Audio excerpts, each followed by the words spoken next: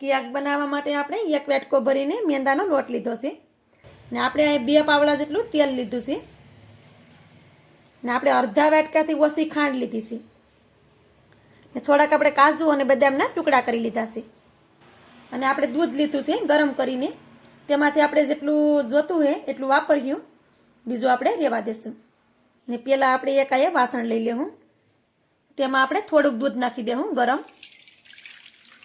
આ રીતે ગરમ દૂધ થોડુંક નાખી દેવાનું છે. પહેલાં આપણે જે રીતે જરૂર પડીએ એ રીતે આપણે દૂધ વાપરશું. એની સાથે આપણે ખાંડ પણ નાખી દેશું.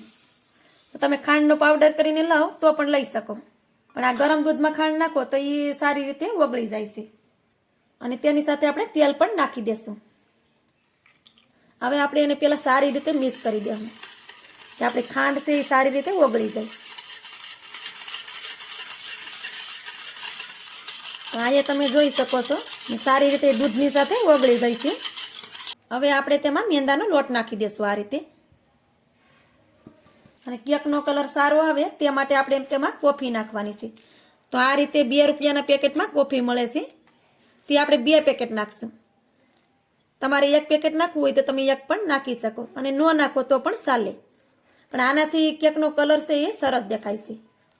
કોફીને આપણે એની સાથે નાખી દેશું આ રીતે. તો આપણે 2 એલચીનો પાવડર કરીને લીધો છે તો એને પણ એની સાથે નાખી દેશું. એનો ફ્લેવર છે એ કેકમાં સારો આવે છે. હવે આપણે સારી રીતે એને મિક્સ કરશું આ રીતે. એમાં કોઈ પણ લસ ના બને તેવી રીતે આપણે એને મિક્સ કરી દેશું. બધી વસ્તુને પહેલાં આપણે સારી રીતે મિક્સ કરશું ને આપણે જરૂર લાગશે તો એમાં દૂધ નાખશું.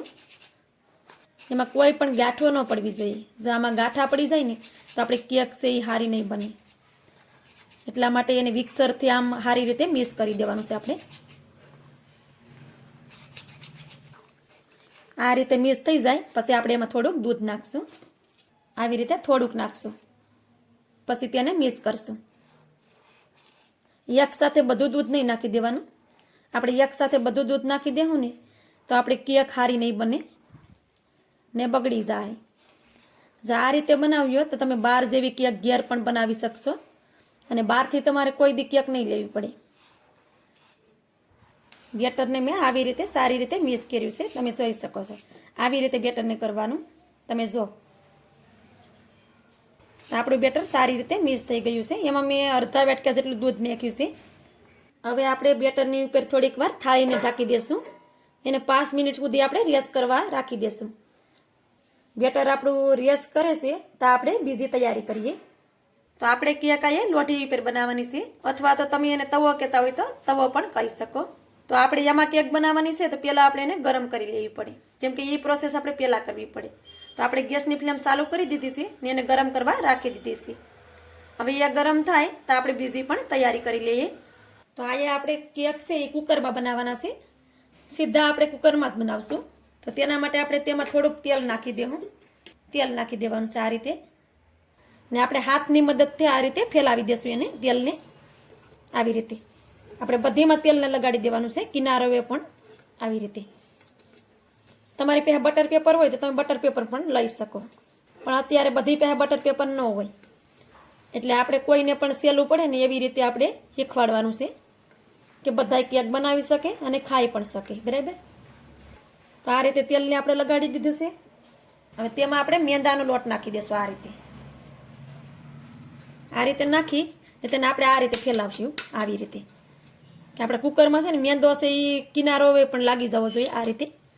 આ રીતે તો આ રીતે કુકરને આપણે ફેરવતા ગયા છે ને મેંદો આપણે ફેલાવી દીધો છે. તમે જોઈ શકો છો કે કિનારો પણ મેંદો છે એ સારી રીતે ફેલાઈ ગયો છે. તો હવે આપણે આ વધારાનો મેંદો છે ને એને આપણે કાઢી લેવાનો છે. એને આપણે આ રીતે વાટકામાં કાઢી લેશું, કેમ કે આ પ્રોસેસ છે આપણે પહેલાં કરવી પડે, પછી આપણે કેકની તૈયારી કરાય. ને હવે આપણે બેટરને પણ જોઈ લેશું. તો બેટર પણ આપણું સારી રીતે ફૂલી ગયું છે. તો આપણે સારી રીતે એકવાર એને મિક્સ કરી દેશું આ રીતે, કેમ કે એકવાર એને મિક્સ કરવું પડે આવી રીતે. તમે એનું ટેક્સચર જોઈ શકો છો કે એક ધારમાં પડે છે, એ તૂટતું નથી. આવી રીતે તૂટવું ન જોઈએ. હવે આપણે આ કાજુ ને બદામના થોડાક ટુકડા લીધા છે, એમાંથી થોડાક આપણે આમાં નાખી દેશું. તમે તૂટી ફ્રૂટી નાખતા હોય તો એ પણ નાખી શકો. ને થોડાક છે એ આપણે ઉપરથી નાખશું ને સારી રીતે મિક્સ કરી દઉં આવી રીતે, કેમ કે આવી રીતે આપણે કાજુ બદામ નાખીએ ને તો એ બાળકોને સારું લાગે ખાવામાં. આવી રીતે મિક્સ કરી દીધું. આપણે એમાં બેકિંગ પાવડર નાખવાના છે, તો 1 ચમચી ભરીને બેકિંગ પાવડર નાખી દેશું ને એની સાથે આપણે અડધી ચમચી ભરીને બેકિંગ સોડા નાખશું. આપણે આ બેય નાખવાનું છે. તમે ઈનો નાખતા હોય તો એકલો ઈનો પણ નાખી શકો, પણ આનાથી કેકનું રિઝલ્ટ સારું આવે છે. અને તેની સાથે આપણે 1 ચમચી ભરીને સફેદ સિરકા નાખશું, એને આપણે વિનેગર પણ કહેતા હોય, તો એને આ રીતે નાખી દેવાનું છે ઉપરથી આવી રીતે, અને સારી રીતે એને મિક્સ કરી દેવું. આવી રીતે બેટરને આપણે સારી રીતે મિક્સ કરી દીધું છે. તો હવે આપણે એને કુકરમાં જ નાખી દઈશું સીધું, કેમ કે આપણે કુકરમાં કેક બનાવવાની છે, તો આપણે એને કુકરમાં જ નાખી દેવું આ રીતે. તો આપણે બેટરને કુકરમાં નાખી દીધું છે. પછી આ રીતે થોડુંક એને સ્ટેપ કરવાનું છે આ રીતે, તેનાથી આપણે કેક છે ને એ સારી બને. હવે આપણે થોડાક કાજુ બદામના ટુકડા રાખ્યા છે એની ઉપર નાખી દેશું આ રીતે. આ રીતે નાખી દેવાના, એનાથી હું દેખાવ સારો આવે કેકનું આપણે, એટલા માટે. તમે ન નાખો તો પણ ચાલે, ને નાખવા હોય તો નાખી શકો, નકર તમ તારે કંઈ વાંધો નહીં. આપણી પાસે હોય તો નખાય, ન હોય તો કાંઈ નહીં, તમ તારે ચાલે. મારી પાસે થોડાક કાજુ બદામ પડ્યા હતા તો મેં કીધું નાખી દઉં. આપણે એને વસાળે જ ઝાઝા નાખવાના, કિનારે ન નાખીએ તો પણ ચાલે, કેમ કે કિનારે એ પાસે અંદર વહી જાય આપણે નાખ્યું ને એને. તો આવી રીતે આપણે કાજુ બદામના ટુકડા નાખી દીધા છે. અને હવે આપણે આ ઢાંકણું છે કુકરનું, એની રીંગ કાઢી લેવાની છે આ રીતે. રીંગ કાઢી આપણે આ સીટી છે ને સીટીને પણ આ રીતે કાઢી લેવાની છે. તો હવે આપણે કુકરનું ઢાંકણ છે એને ઢાંકી દેવાનું છે. એમાંથી આપણે સીટી કાઢી લીધી છે ને રીંગ કાઢી લીધી છે. તો હવે આપણે એને લોઢી ઉપર રાખી દઈશું. લોઢીને આપણે ગરમ કરવા રાખી દીધી હતી, તો ચાલો ગેસ તરફ જાય. તો અહીંયા આપણે લોઢીને તમે જોઈ શકો કે એ ગરમ થઈ ગઈ છે. આપણે ફ્લેમને મીડિયમ જ રાખવાની છે. તો અહીંયા આપણે કુકરને આ રીતે લોઢી ઉપર રાખી દીધું છે ને ગેસને આપણે ધીમો કરી દેવું ને ધીમા ગેસ ઉપર આપણે એને 35 મિનિટ થાય ત્યાં સુધી આપણે સ્ટીમ કરશું. ત્યાં સુધી આપણે ઢાંકણું ખોલીને જોવાનું નથી. 35 મિનિટ પૂરી થઈને પછી જ આપણે કુકરનું ઢાંકણું ખોલવાનું છે. જો તમે એને વચ્ચે ખોલશો તો આપણે કેક છે ફૂલશે નહીં અને ખરાબ થઈ જાય, તો એનું ધ્યાન રાખજો. કેકને આપણે ધીમા ગેસ ઉપર 35 મિનિટ સુધી સ્ટીમ કરી છે.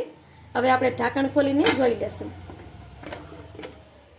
તો તમે જોઈ શકો છો કે આપણી કેક સારી રીતે પાકી ગઈ છે. તો આપણે એને શેક કરશું.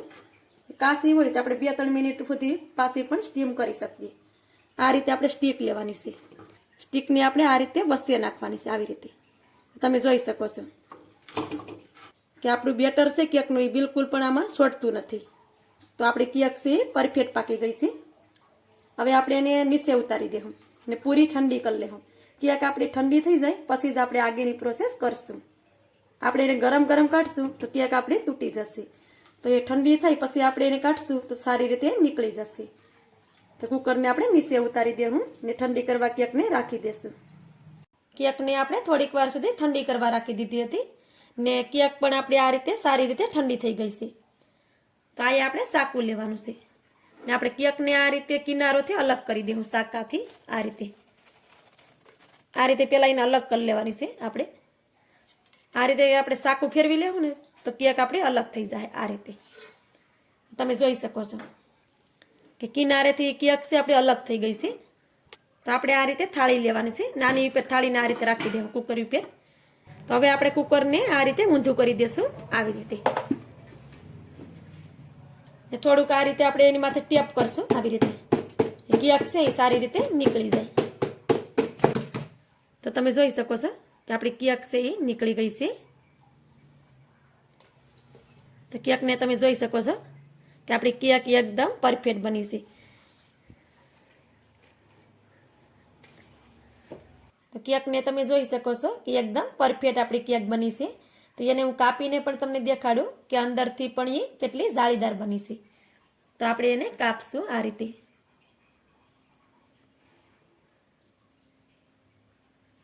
આ રીતે હું તમને કાપીને પણ કેકને અંદરથી દેખાડું કે અંદરથી પણ કેક આપણી એકદમ જાળીદાર બની છે.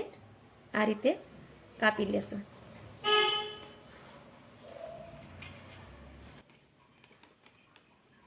તો તમે જોઈ શકો છો આપણી કેક એકદમ સોફ્ટ સ્પંજી બની છે और એકદમ જાળીદાર બની છે. અંદરથી પણ કેકને તમે જોઈ શકો છો કે આપણી કેક છે એ એકદમ પરફેક્ટ બની છે. આ રીતે કેક બનાવશો તો તમારી પણ કેક એકદમ પરફેક્ટ બનશે અને આવી રીતે જાળીદાર બનશે.